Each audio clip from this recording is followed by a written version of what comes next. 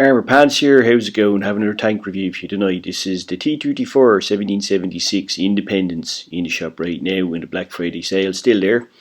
I don't know if you remember this cartoon, do you? Roger Ramjet. It was a cartoon when I was a kid. It was pretty appalling then and hasn't really gotten any better over time. Just looking at it there, it's actually terrible garbage. But it does have a sort of a independence feel to it. Bombing freedom into people because they deserve it. And Roger Ramjet was never short of a bomb for people who needed freedom. And it always reminded me of sort of the whole 1776 spirit. And that's actually kind of what T34 Independence, kind of a bit like Roger Ramjet. Very happy to bomb or shell independence and freedom into those reds that require it. So let's have a look here now. Firstly, my personal opinion on this tank is that I really like it. I like the T34 and I like this because it just looks unusual, looks pretty cool, doesn't it? It is gaudy as fuck, Star Spangled Banners and all that, but then, that is sort of what we come to expect really, isn't it? In your face independence. But it is a great tank. It's a collectible tank, obviously it's not always available, so it is something good, cool to have in your garage. Tier A heavy tank. As a Tier A heavy, it is very good. Why? Well, it has really good alpha roll, 400, right, from that 120mm gun. It has very nice pen numbers, even as AP rounds. It is mobile in that, okay, it does 35 kilometers an hour, but it just feels a lot more agile, a lot more mobile than many of the heavy tanks in its category.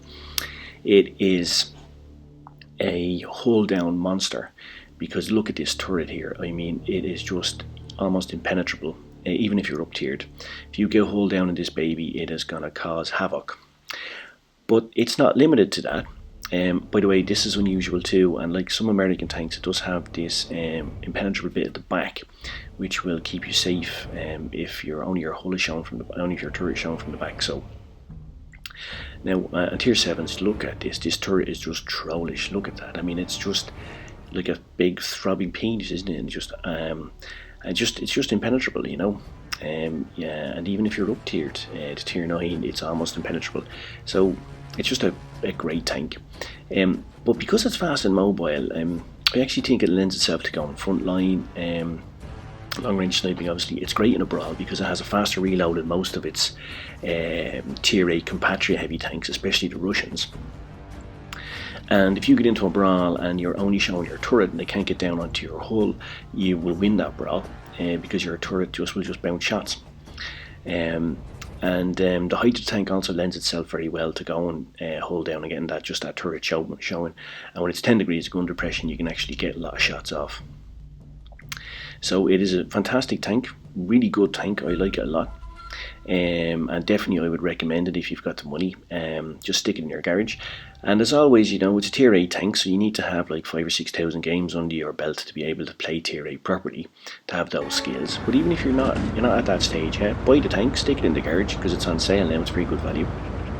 Just keep it for a later date when you do have those skills, So anyway, here we go. I have a game here for you now. I actually get a mastery in this game. Now, I said you can go front line in this, and normally in this map, heavies go to the left, right, to go towards base A. But because this tank is very terrain friendly, right, and it can get around the map pretty well for a heavy tank, I actually decided to go to B, which is something you might normally do in a medium or light tank. And actually, that choice to go to B, and the fact that this tank can actually get me there in a relatively quick time frame. I mean, I know look at this. This is kind of, let's get out and fucking walk, guys. Be faster going up the fucking hill. Which sort of contradicts what I said earlier about it being mobile, but it goes up faster than a lot of other heavies. So now I'm in B. I'm going to cap B, but I'm also going to spot up the enemy. And because I've gone to B and their heavies have traditionally gone to A, well, in actuality, I'm able to get a few shots on the head. See a nice alpha roll there in the IS-3. The IS-3 kind of thinking to himself, now, fuck this for a game of soldiers, I need to get out of here. So he actually goes into cover behind there. He just sneaks off here. I just miss him, he goes in behind that hill. But of course that means then he's not, his gun is kind of taking out the game a bit there. he's not putting fire onto my allies who are pushing towards A. And now look at this, I have a fucking target rich environment here now, because they're all getting faced onto by my allies. So that's going to be using the tank's mobility to get into that space relatively early. Really is what wins us this game, and of course allows me to get a mastery because I'm just farming damage here for the next minute or so. Just putting shots in everywhere. Went into the tiger here. Oh, that's just got hurt. And you can see you're doing between 300 and 400 alpha rolls every time, so you're doing shitloads of damage. You've got a pretty decent reload as well. I mean, that reload, you know, just over 11 seconds is not bad at all for a heavy tank. And drop adrenaline, it's down to 10.4. So put one into the lower glacis here on him, see if I can set him on fire. I don't, but look at that 453 alpha roll, lovely stuff. That is fucking lovely hurling, and that is really fucking his day. He's not happy at all about that. Now, nice Freddie Mercury round straight up the arsehole, finish him off. Thought I might get another kill here on the T29, but didn't quite reload in time. And now I'm going to push on to the IS-3. My mates here in the Speak and the AMX decide, no, fuck, I don't really like the look of this, going front onto him. Blow his modules there. Was unlucky not to get an alpha roll as well. Push onto him, and now this lad here, I don't know what his story is here, but he definitely does not want to look at me. Maybe he doesn't like the sight of freedom, who knows.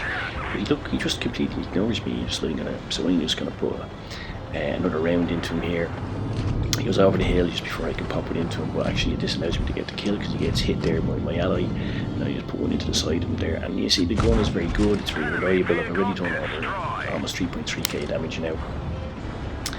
And while this game seems like it's very easy and won, actually the light there means that meds and lights actually do a good job here. They mop up a little bit, take out a few of my allies. But the game is more or less won because not only do we have, now we'll see here what I mean about the gun depression. You see what I mean? Like I'm hull down here, but we'll be round into him.